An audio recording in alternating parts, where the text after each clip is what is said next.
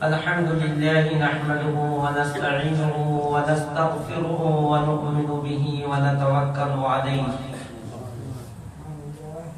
ونعوذ بالله من شرور أنفسنا ومن سيئات أعمالنا من يهده الله فلا مضل له ومن يضلله فلا هادي له ونشهد أن لا إله إلا الله وحده لا شريك له ونشهد أن سيدنا ونبينا وحبيبنا وطبيب قلوبنا وقوسنا وغياثنا ومعيننا ومولانا وملجانا ومأوانا محمدا عبده ورسوله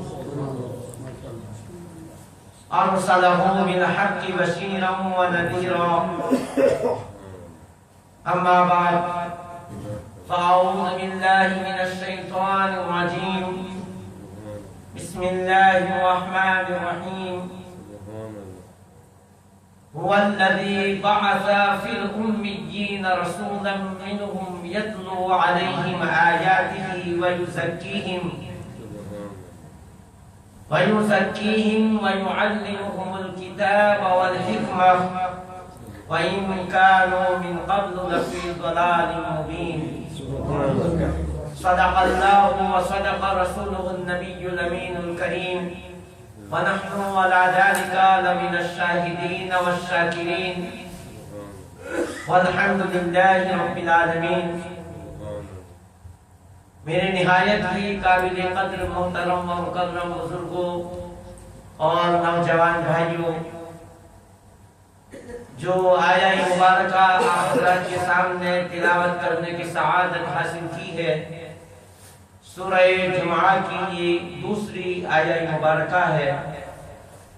عرض کرنے سے پہلے آئیں ہم اور آپ مل کر سب سے پہلے آقا نامدار مدنی تاجدار گنبد خضرا میں آرام فرمانے والے آقا سرور دو عالم نور مجسم احمد مصطفیٰ محمد مصطفیٰ صلی اللہ علیہ وسلم کی بارگاہ اقدس میں بآواز بلند ہدیہ درود و سلام پیش فرمائیں.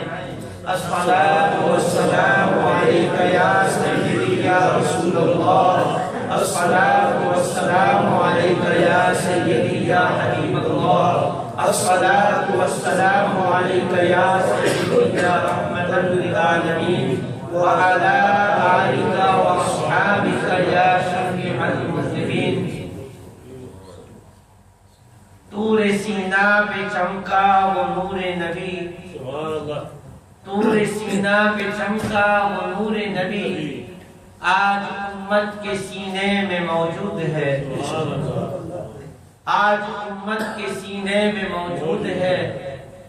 تیری جنت مبارک ہو رضوان تجھے، تیری جنت مبارک ہو رضوان تجھے، میری جنت مدینے میں موجود ہے، میری جنت مدینے میں موجود ہے.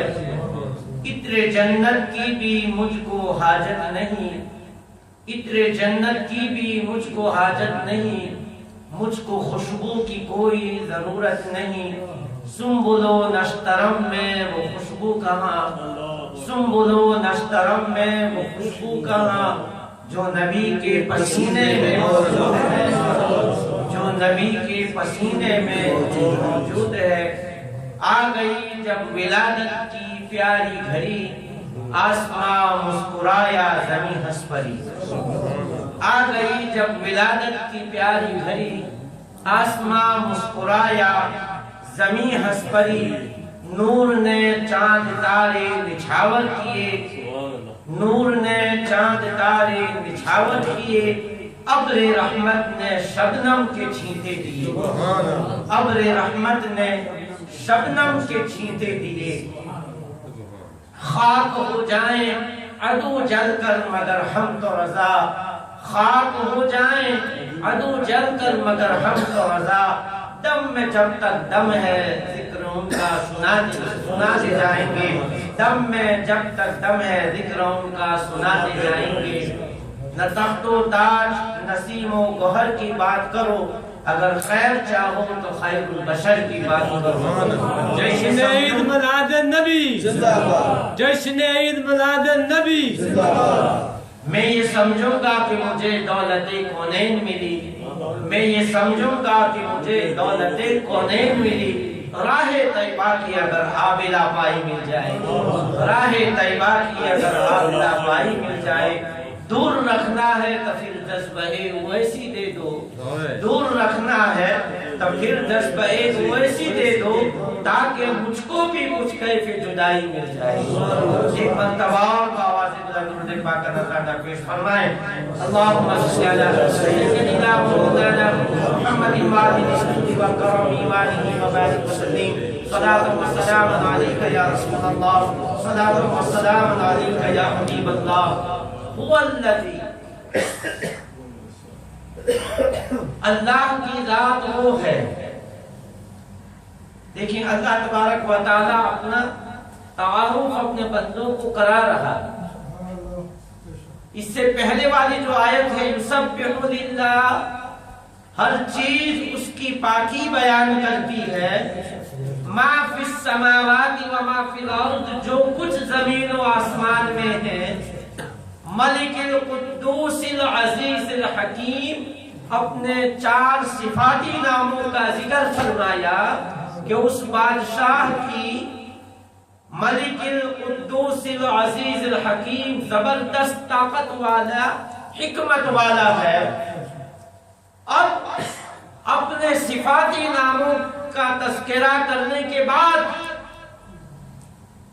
جو بات ارشاد فرمائی جا رہی ہے اپنے تعارف میں، هو الذی، تمہارا رب وہ ہے،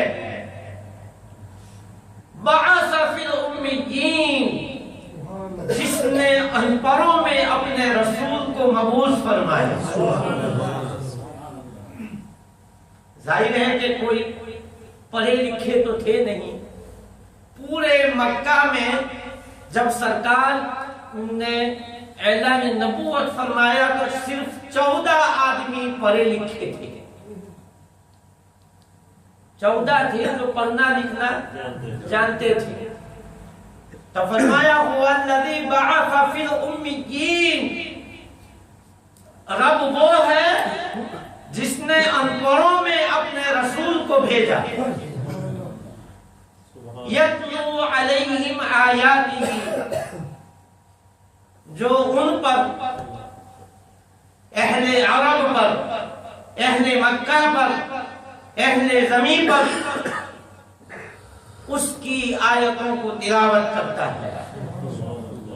وَيُزَكِّيهِمْ، اور ان کے دلوں کو خوب صاف ستھرا کرتا ہے، تزکیہ کرتا ہے۔ وَيُزَكِّيهِمْ وَيُعَلِّمُهُمُ الْكِتَابَ، اور انہیں کتاب کی تعلیم دیتا ہے۔ یہاں کتاب سے مراد قرآن مجید، والحکمہ، اور انہیں حکمت سکھاتا ہے۔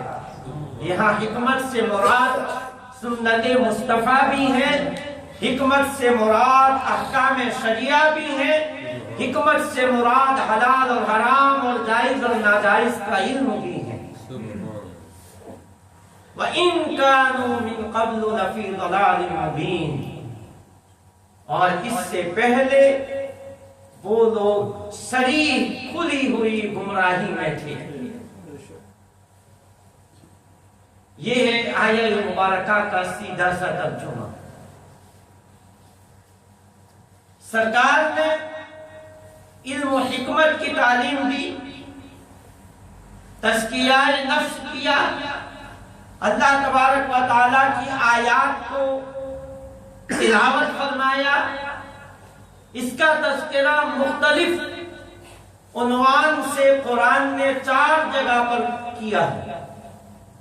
سب سے پہلے سرکار نے خود فرمایا کہ میں حضرت ابراہیم کی دعاؤں کا نتیجہ ہوں اور حضرت عیسیٰ کی بشارت ہوں۔ اور وہ دعا جب حضرت ابراہیم علیہ السلام نے مانگی، ربنا وابعث فیہم رسولا منہم یتلو علیہم آیاتہ ویزکیہم ویعلمہم الکتاب والحکمہ۔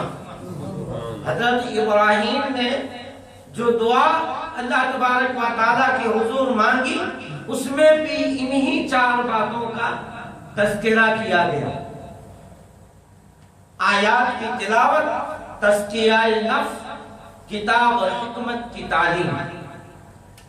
پھر دوسری جگہ دوسرے پارے میں فرمایا، کما ارسلنا فیکم رسولا منکم یتلو علیکم آیاتنا ویزکیکم۔ اب دائرے انسانوں سے خطاب کیا جا رہا ہے، کما ارسلنا فیکم رسولا منکم، جیسا کہ اللہ تبارک و تعالی نے تمہارے درمیان اے لوگوں اپنے رسول کو بھیجا، یتلو علیکم آیاتہ، جو تمہارے سامنے تم پر اے لوگوں اس کی آیتوں کو تلاوت کرتا ہے، وَيُزَكِّيكُمْ، تمہارا تزکیہ کرتا ہے، وَيُعَلِّمُكُمُ الْكِتَابَ وَالْحِكْمَةَ وَيُعَلِّمُكُمْ مَا لَمْ تَكُونُوا تَعْلَمُونَ، تمہیں وہ سب کچھ سکھاتا ہے جو اس سے پہلے تمہیں معلوم نہ تھا۔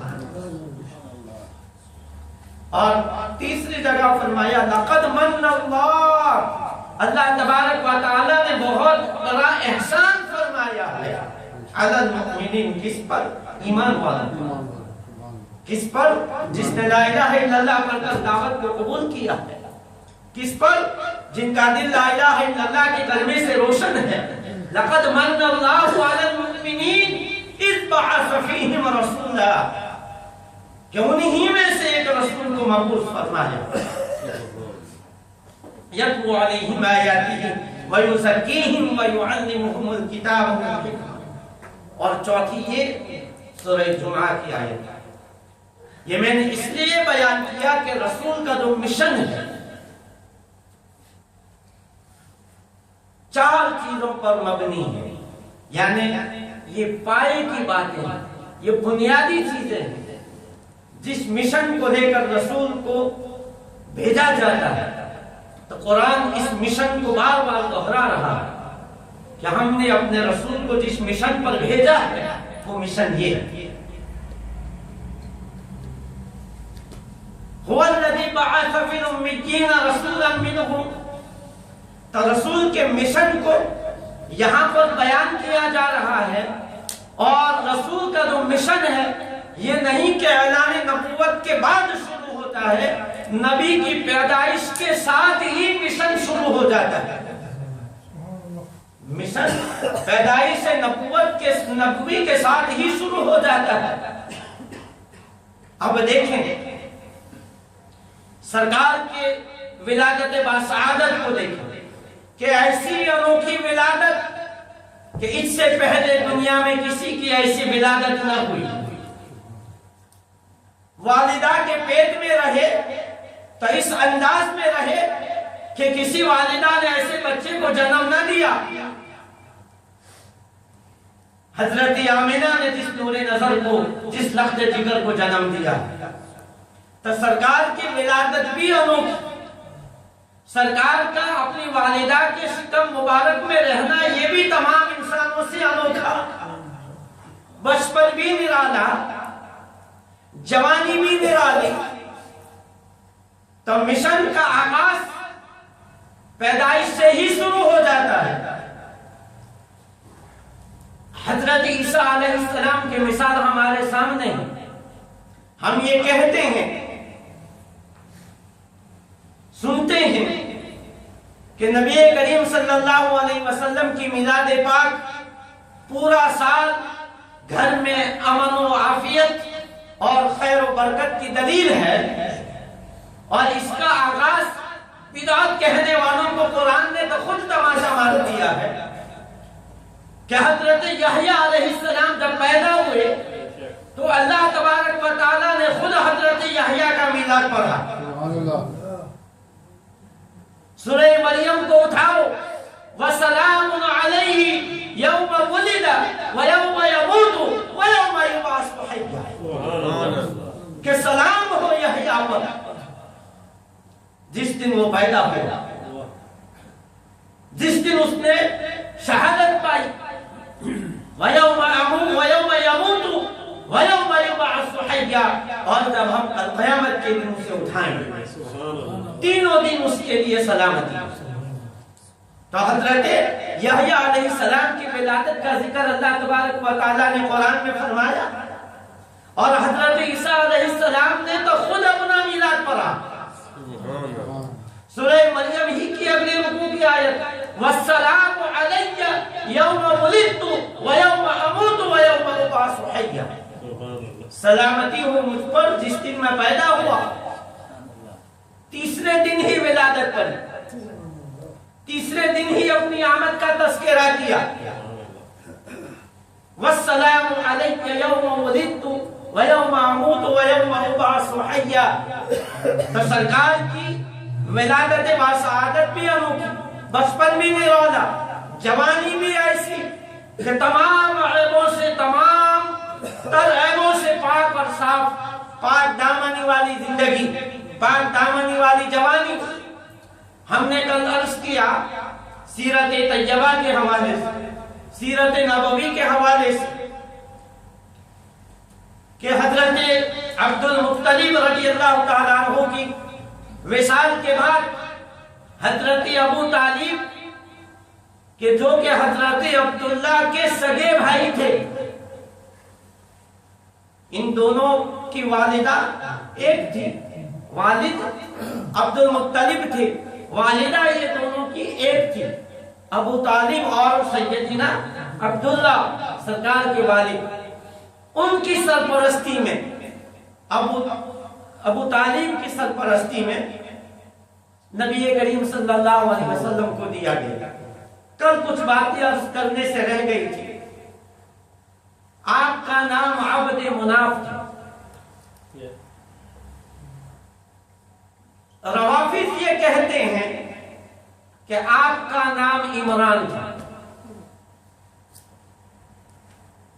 اور دلیل یہ دیتے ہیں کہ قرآن میں جو ہے ان اللہ اصطفیٰ آدم و نوح و آل ابراہیم و آل عمران علی العالمین، اللہ تبارک و تعالیٰ نے چن لیا ہے ان اللہ اصطفیٰ آدم کو، نوح کو، و آل ابراہیم ابراہیم کی آل کو، و آل عمران کی آل کو، علی العالمین زمانے والوں پر، یعنی تمام زمانے میں آدم اور نوح اور آل ابراہیم اور آل عمران کو اللہ تعالیٰ نے فضیلت عطا فرمائی تمام جہان والوں پر۔ تو کہتے ہیں کہ یہاں پر آل عمران سے مراد یہی ہے، ابو طالب ہیں، لیکن قرآن کی فصاحت و بلاغت کے قربان جائیں کہ قرآن اپنے اوپر کسی بھی اعتراض کرنے والوں کو چھوڑتا نہیں، فوراً ہی اس کا جواب دے دیتا، یعنی کوئی گنجائش باقی نہیں رہتی۔ اگر کوئی غلط بیانی کرے تو قرآن ان کے لیے گنجائش باقی نہیں رکھتا ہے، آنے والی آیت ہی میں اس کا جواب بھی ہے، لیکن شاید ان کو نظر نہیں آتا۔ کہ کہتے ہیں کہ بھائی اس سے مراد ابو طالب کی اولاد ہیں، وآل عمران سے مراد ابو طالب کی اولاد ہیں، ذریۃ بعضها من بعض واللہ سمیع علیم، اذ قالت امرأۃ عمران، اور یاد کرو کہ جب عمران کی بیوی نے کیا کہا، عمران کی بیوی نے، اذ قالت امرأۃ عمران رب انی نذرت لک ما فی بطنی محررا فتقبل منی، صاف صاف واضح کر دیا کہ عمران کی بیوی نے جب یہ دعا کی، رب انی نذرت لک ما فی بطنی محررا، کہ جو کچھ میرے پیٹ میں ہے اے اللہ میں اسے تیری بارگاہ میں نظر کرتی ہوں، بیت المقدس کی خدمت کے لیے اس کو میں وقف کرتی ہوں، نظر کرتی ہوں، نذرت لک ما فی بطنی محررا فتقبل منی، یا اللہ تو اس کو میری طرف سے قبول فرما، انک انت السمیع العلیم، بے شک تو سننے والا اور जानने वाला। फिर फलम्मा वदअतहा क़ालत रब्बी इन्नी वदअतुहा उन्सा, जब हजरत मरियम की विलादत हुई तो सोचा तो यही था कि बेटा होगा और मैं उस बेटे को बैतुल मुक़द्दस की खिदमत के लिए वक़फ करूंगी, लेकिन हजरत मरियम की विलादत हुई तो क्या अर्ज़ किया, फलम्मा वदअतहा, जब वज़ाए हमल हुआ तो फरमाया क़ालत रब्बी इन्नी वदअतुहा उन्सा, मैंने तो बच्ची जनी। तब कुरान ने कोई गुंजाइश बाकी नहीं रखी और बता दिया कि उससे मुराद हजरत मरियम के वालिद थे। इमरान से मुराद कौन थे, हजरत मरियम के वालिद थे अबू तालिब। हजरत अबू तालिब का नाम अब्द मुनाफ था। अबू तालिब आपकी कुन्नियत थी, और जब आपकी परवरिश में लाए गए तो जब तक सरकार तशरीफ फरमा ना होते दस्तरखान पर खाना न खाते। जिस दिन सरकार दस्तरखान पे मौजूद ना होते अबू तालिब के बच्चे भूखे होकर उठते। सरकार की वजह से, मेरे आका सल्लल्लाहु अलैहि वसल्लम के कदम मुबारक की बरकत से हजरत अबू तालिब के दस्तरखान में बरकत हो जाती। जब 12 साल की उम्र हुई, इब्न खल्दून ने 2 रिवायतें नकल की है कि पहला जो मुल्क के शाम का सफर है, इब्न खल्दून के मुताबिक 12 साल और एक कौल के मुताबिक 17 साल की उम्र मुबारक थी।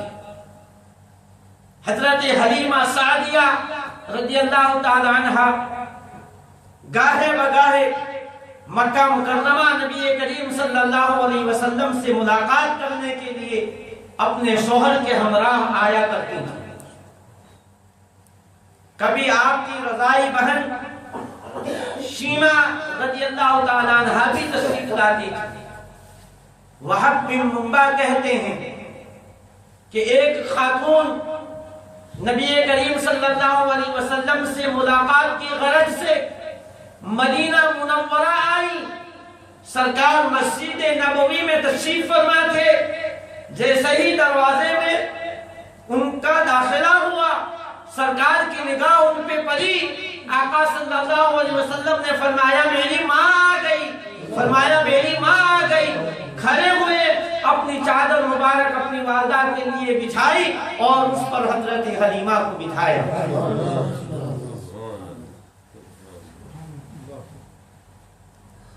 हजरत उम्मे ऐमन के बारे में कल मैं बता चुका हूँ कि आका सल्लल्लाहु अलैहि वसल्लम की परवरिश सैयदा आमिना रज़ियल्लाहु ताला अन्हा की वफात के बाद हजरत उम्मे ऐमन ने फरमाई, और ये हबशा की रहने वाली थी, सियाह फाम खातून थी।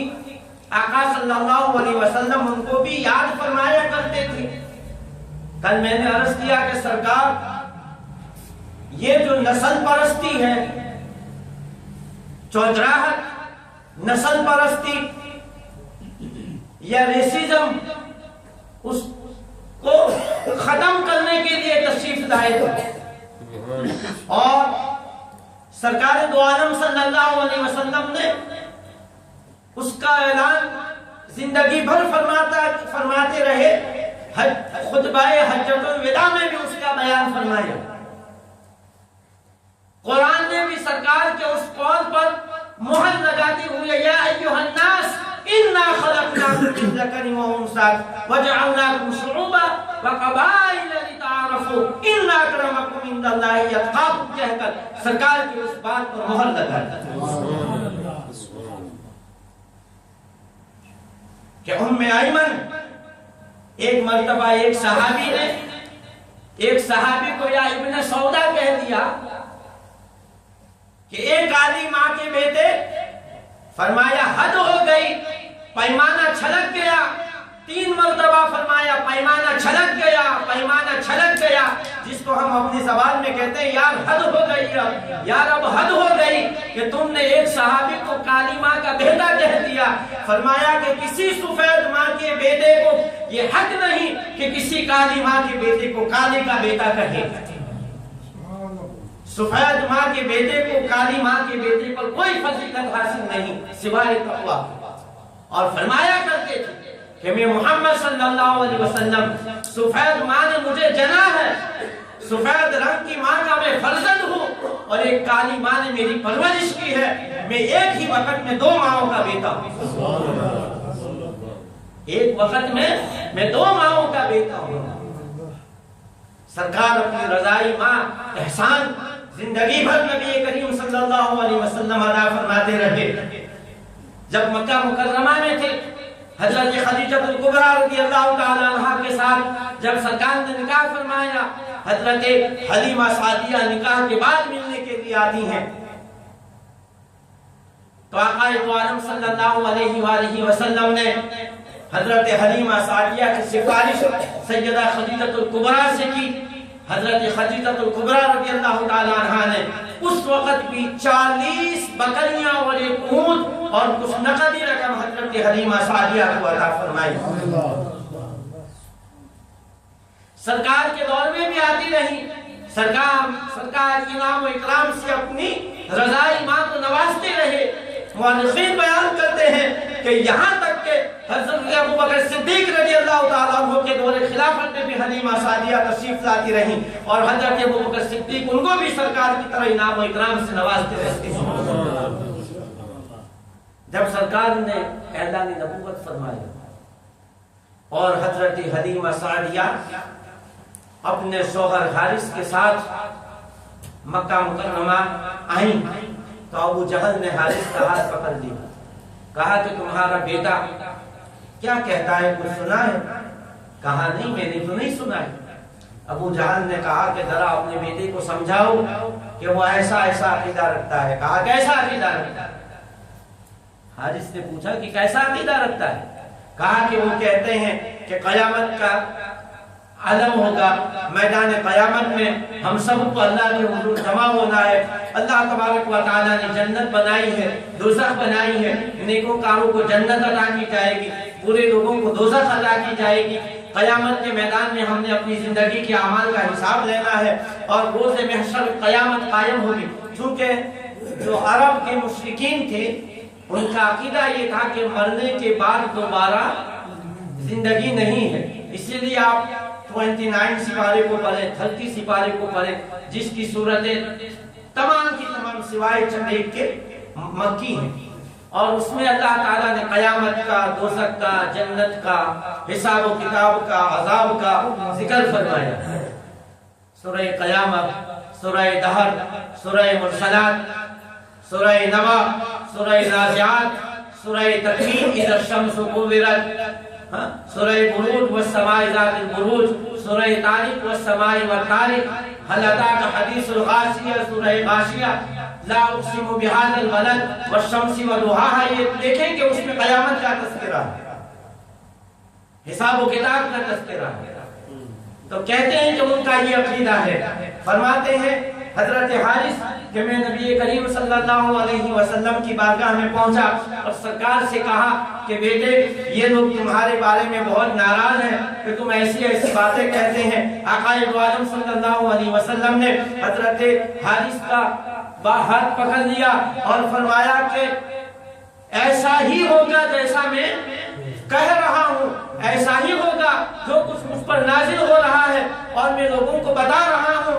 اے میرے رضائی باپ، جس دن وہ وقت آئے گا یعنی قیامت کا میدان ہوگا، میں تمہارا ہاتھ پکڑوں گا اور کہوں گا کہ یہ وہ ہے جس کا میں تم سے وعدہ کیا کرتا ہوں۔ قیامت کے دن میں اسی طرح تمہارا ہاتھ پکڑوں گا جس طرح میں نے ابھی تمہارا ہاتھ پکڑا ہے، اور میں تمہیں یاد دلاؤں گا۔ فوراً ہی ان کے دل کے دروازے کھل گئے اور اسی وقت حضرت حارث بھی ایمان لے آتے، اور پھر اکثر فرمایا کرتے